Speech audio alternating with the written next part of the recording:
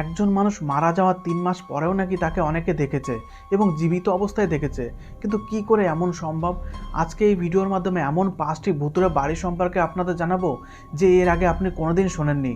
চলুন তাহলে এই ভিডিওটি শুরু করা যাক। উত্তরাখণ্ডের মুলাঙ্গিরি প্রাসাদ।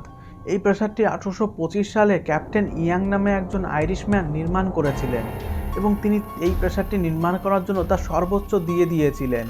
এই প্রাসাদটি সেই সময় সবচেয়ে উল্লেখযোগ্য প্রাসাদ বলে খ্যাত ছিল। এই জন্য ক্যাপ্টেন ইয়াং মারা যাওয়ার পরেও নাকি এই প্রাসাদের মায়া ত্যাগ করতে পারেনি। যে সমস্ত মানুষ এই প্রাসাদে গিয়ে থাকতে চান তারা নাকি ক্যাপ্টেন ইয়ানকে দেখেছেন। হঠাৎ করে তিনি সামনে চলে আসেন, আবার হঠাৎ করে অদৃশ্য হয়ে যায় এবং তার আওয়াজও অনেকে শুনেছেন, কিন্তু সঠিকভাবে তাকে অনুধাবন করতে পারেনি কেউই। এবং তিনি কিভাবে মারা গিয়েছিলেন, তাকে কেউ খুন করেছে বা তিনি আত্মহত্যা করেছেন কেউ জানে না, কিন্তু তার অস্তিত্ব যে এই প্রাসাদের মধ্যে রয়েছে আজও তা প্রমাণ মেলে। কুন্দনবাগের ডাইনির ডেরা। হায়দ্রাবাদের কুন্দনবাগ নামে একটি বাড়িতে ৩ জন মহিলা বসবাস করতেন, ২ জন মেয়ে ও একটি তার মা। এই বাড়িতে একদিন একটি চোর চুরি করতে গিয়ে দেখেন যে ৩ জন মহিলা মৃত অবস্থায় পড়ে রয়েছে এবং সেই ৩ জন মহিলাকে দেখে চোর তৎক্ষণাৎ পুলিশও খবর দেন এবং পুলিশ এসে সেই ৩ জন মহিলাকে নিয়ে ময়নাতদন্ত করে দেখেন যে এই মহিলা ৩ জনের ৩ মাস আগে মৃত্যু হয়েছে। কিন্তু প্রতিবেশীরা দাবি করছেন যে একদিন আগেও নাকি তাদের সবাইকে দেখেছেন। তারা নাকি রাত্রেবেলা মোমবাতি হাতে ঘরের মধ্যে ঘুরে বেড়াতেন। অনেকে দাবি করছেন যে তাদের বাইরে বেরোতেও দেখেছেন। কিন্তু কিভাবে এটা সম্ভব? এরকম রহস্যময় কাহিনী এই বাড়িকে নিয়ে অনেক জড়িয়ে আছে এবং আজও সেই বাড়ি যেতে অনেকে ভয় পেয়ে থাকেন। দিল্লির জিকে 2 হাউস নাম্বার 13। এই বাড়িতে একটি বৃদ্ধ দাম্পত্য বসবাস করতেন। কোনো এক অজ্ঞাত কারণে এই দাম্পত্য খুন হয়ে যায়, কিন্তু খুন হওয়ার কারণ আজও অপ্রকাশিত রয়ে গেছে।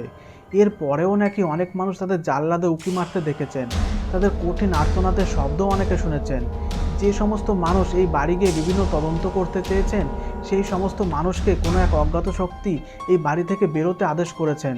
এই জন্য এই বাড়িতে অনেক মানুষ যেতে এখনও ভয় পায়। মুম্বাইয়ের আশীর্বাদ বাংলো। এই বাড়িটি নাকি একসময় রাজেশ খান্নার বাড়ি ছিলেন, কিন্তু এই বাড়ি এতটাই ভয়ানক ছিল যে রাজেশ খান্না এই বাড়িটি ছেড়ে দিতে বাধ্য হয়েছিলেন। কিন্তু এই বাড়িটি এতটা ভয়ানক কী জন্য ছিল এই কথাটা অনেকে না জানলেও এই বাড়িটি আজও ভয়ানক বাড়ি হিসাবে খ্যাত রয়েছে এই দাবি অনেকেই করছেন। ডি মেলে হাউস গোয়া। এই জায়গায় এমন এক ভুতুড়ে বাড়ি রয়েছে যা সম্পর্কে আপনি জানলে অবাক হবেন। এই বাড়িটি 2 ভাইয়ের বাড়ি ছিল। 2 ভাইয়ের মধ্যে জমি জায়গা বিবাদের জন্য একটি ভাই অন্য ভাইকে মেরে ফেলে এবং সেই মৃত ভাইয়ের আত্মা আজও নাকি এই বাড়ির মধ্যে ঘুরে বেড়ায়। এই জন্য সেই জীবিত ভাই এই বাড়ি আজ পর্যন্ত থাকতে পারেনি এবং সে কোথায় চলে গিয়েছে কেউ জানে না। কিন্তু আজও সেই বাড়ি যেতে অনেকে ভয় পায়, কারণ সেই মৃত ভাইয়ের আত্মা আজও নাকি সেই বাড়ির মধ্যে ঘুরে বেড়ায়। যদি আপনার এই ভিডিও ভালো লেগে থাকে অবশ্যই লাইক ও শেয়ার করতে ভুলবেন না এবং এই রকম ভিডিও আরও দেখার জন্য আমার চ্যানেলটি এখনই সাবস্ক্রাইব করে রাখুন।